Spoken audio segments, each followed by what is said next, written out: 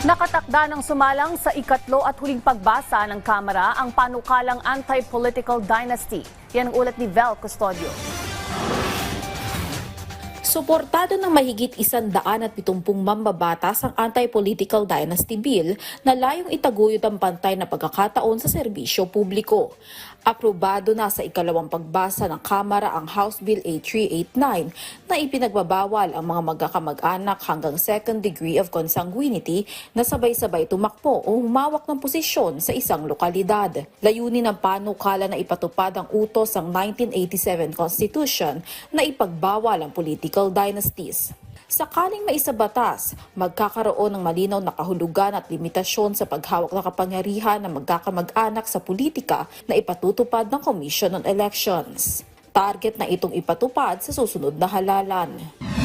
Lusot naman sa third and final reading ng Kamara ang panukalang pagpapahaba ng Professional Regulation Commission o PRCID validity hanggang 5 taon mula sa una nitong validity na 3 taon lamang. Sa botong 266 sa pabor at 1 abstention, ayon kay House Majority Leader Sandro Marcos, layunin nitong bawasan ng abala, gastos at red tape sa renewal ng mga professional.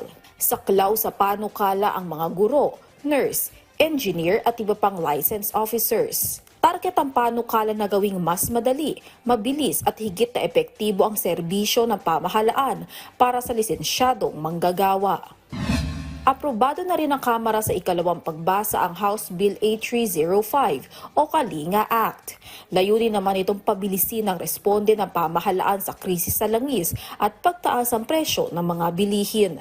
Ayon sa isa sa mahigit 150 authors ang panukala na si House Majority Leader Sandro Marcos, magiging gabay ang Kalinga program para sa mas mabilis at mas maayos na aksyon ng gobyerno kapag may biglaang pagtaas ang presyo ng langis at mga pangunahing bilihin o kakulangan sa supply. Sa ilalim ng Kalinga program, maaabutan ng tulong ang mga low-income household, manggagawa, drivers, riders, magsasaka, mangingisda, MSMEs at iba pang sektor. Kabilang sa mga benepisyo ang cash aid, food assistance, transport support at diskwento sa kuryente. Pinapayagan din ang grace period sa pagbabayad ng mga utilities, suporta sa negosyo at pagpapabilis sa renewable energy projects.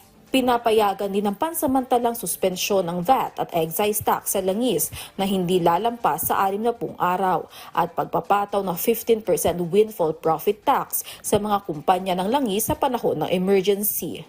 Vel Custodio para sa Pambansang TV sa Bagong Pilipinas.